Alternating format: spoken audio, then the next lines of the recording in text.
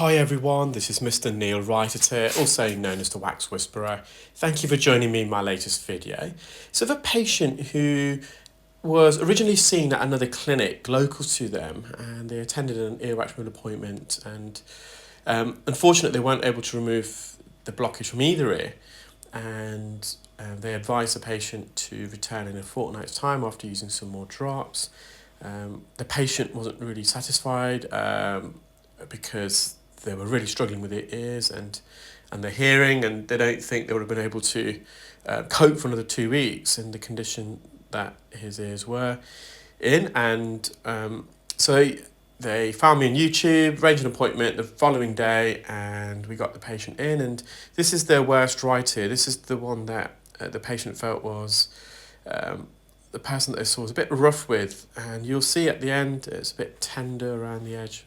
Now, with this, I quite often get referrals from audiologists and other specialists for complex cases, something that we see on a regular basis at clinic, and we're more than happy to oblige. And I wouldn't, and generally speaking, they are a bit more complex. When I see the patient, I can kind of somewhat understand why the specialist is having a few problems, whether it's to do with the consistency of the wax or the ear anatomy, etc. But for this is probably a bit straightforward, and I think, unfortunately in the UK, the standard of ear care, clinical ear care, earwax removal is quite poor, and I'm being quite frank with that. I know for a lot of subscribers from America and viewers from America, and I think sometimes the perception is that the UK is streets ahead. Now, in terms of technology, yes, I'm aware that not many people use, or if anyone uses the iClearscope, well, I certainly haven't trained anyone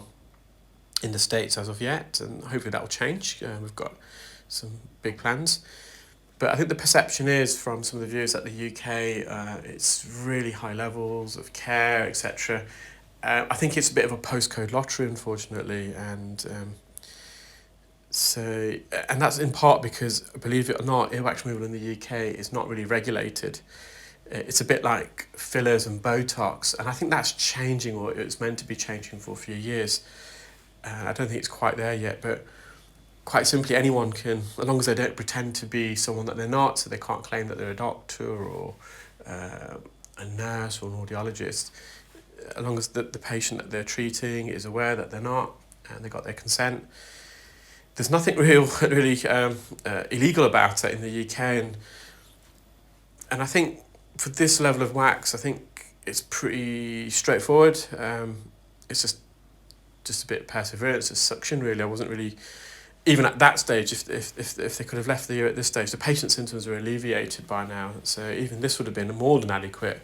Because remember, with earwax removal, we're not here to try to remove every little speck of wax and skin. A bit of wax is actually good for us. It's a healthy secretion, but we're trying to alleviate the patient of their symptoms, and just by removing a little bit where it creates an opening towards the eardrum, that'll be suffice. So hopefully we can improve. We can have some regulation in the UK and improve the quality of care, and so we shall see. It's something that I'm passionate about, as you know, because ultimately it's clients that really suffer.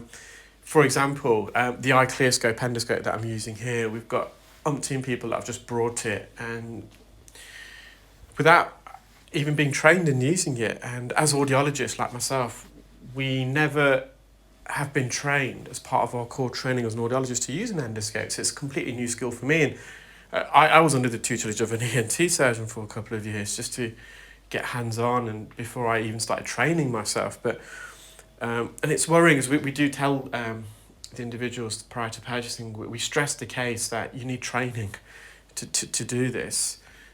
It's not something that you can just pick up an endoscope. And trust me, people that have been on the course can relate to that, they understand that. But quite often people just purchase it and they're out there treating people without any previous experience. And from some of the hearsay we get back, they're not doing very well. And I don't understand why some people just wouldn't want to undergo the appropriate training, which, not only for their own competency, but for the care of their patients. God forbid if a family member of mine was treated by someone who hasn't been qualified in a certain procedure, and something goes nastily wrong, or even if it didn't go nastily wrong, I wouldn't be impressed. And I think that be the general consensus of the public. So you can see there's a bit of swelling just around here at the top, but that will settle now. Patient was over the moon. They left a lovely review. Yes, there's a few flakes of skin there. We're not too concerned by that. And I'm just going to quickly go and see if that one comes out easily, because it's just going to hover over it. I think a bit of it came, and we just stopped. And that's more than adequate. And the patient was very impressed that we were able to provide them with a video. Obviously now they've started to watch earwax removal videos. They've fallen down the rabbit hole and they're watching loads. So I said, well, here's your very own video of your own ear. So this is their left ear. Now this left ear, it wasn't even fully blocked. It was just it's mainly dead skin, and that was the case in both ears. You can see the skin there, the texture of it. And this one wasn't really fully blocked, and you can see it's pretty straightforward. I mean, someone was coming on my training course and they weren't able to remove something like this. We just wouldn't be able to pass them, unfortunately. Not only for their own sake, but for the sake of their patients. But yeah, you can see it's very straightforward. It took a matter of, 20 seconds, I think, if that. So, lovely healthy eardrum. Patient can hear very well. You can see the skin, when you tear the skin, sometimes you get a bit of blistering, that's fine. Now, there's a bit of residual skin keratin around the cartilaginous portion downstairs. I'm just going to mop that up. This is the comfortable part of the ear. If we don't want to be going into the bony part and poking and prodding. You can see it's quite sticky, like syrup and honey.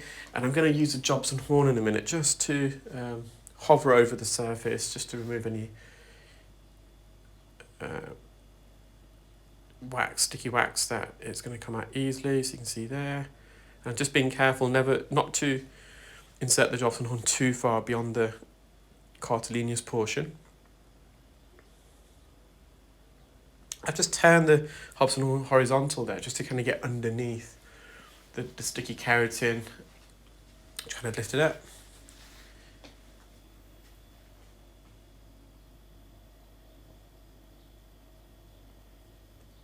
So where we are now, it's not actually in the ear canal itself. It's more the external bowl of the outer ear. So now we're just going back in. We are in the ear now. So this is just past the first bend, just gently gliding. You can probably see where the cartilage and bone meet. There's a little boundary there.